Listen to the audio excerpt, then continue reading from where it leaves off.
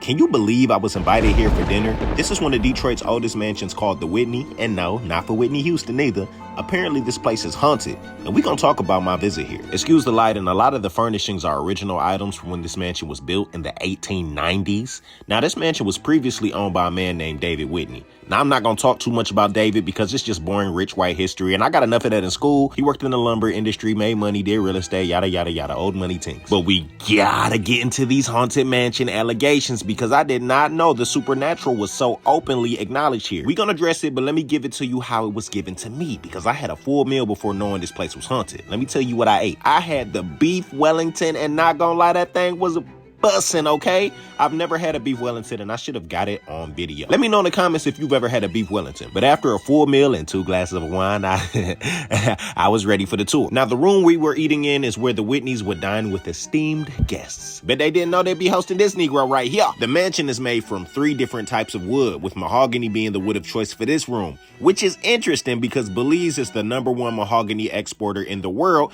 which is half of my lineage. You're welcome, Mr. Whitney. The dim lighting of this place lends itself well to being haunted. And they had weird cherub paintings and one holding a rifle. Here's a cherub holding a gun and another one laying on the ground. We don't know exactly what the story is. Right, sure you don't. Okay, let's keep it moving. This is a picture of Mr. David Whitney when he was a little younger, and we are now headed up to the Ghost Bar. Yes, you heard that right, the Ghost Bar. I'm gonna let the tour guide give y'all some more insight on that. So here we are in the Ghost Bar, and this room was originally their art gallery. The Ghost Bar. They collected a lot of art for their home. The house itself cost $400,000 to build, which is about $14 million today. They spent half of that on art. So there are murals above us, and these are faces of grotesques.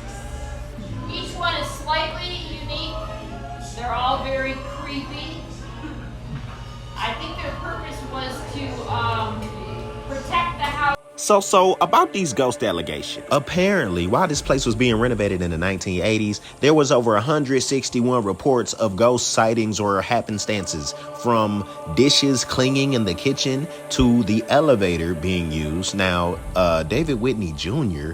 and his sister or wife or something died in this house. Staff even reported that they saw a man standing in the window when it was time for the place to be closed down, and they thought it was a customer, and they said, "Hey, this place is closed," and then he vanished into the floor. Not gonna lie, y'all, all of a sudden things started to feel more creepy, but I wish a ghost would. My aura is too glorious for such nonsense. I wish you no disrespect the ghost of Mr. Whitney Jr. So far, definitely a little creepy. Nonetheless, I definitely enjoyed myself here. It was a cool and unique place to go out for an impressive beef Wellington.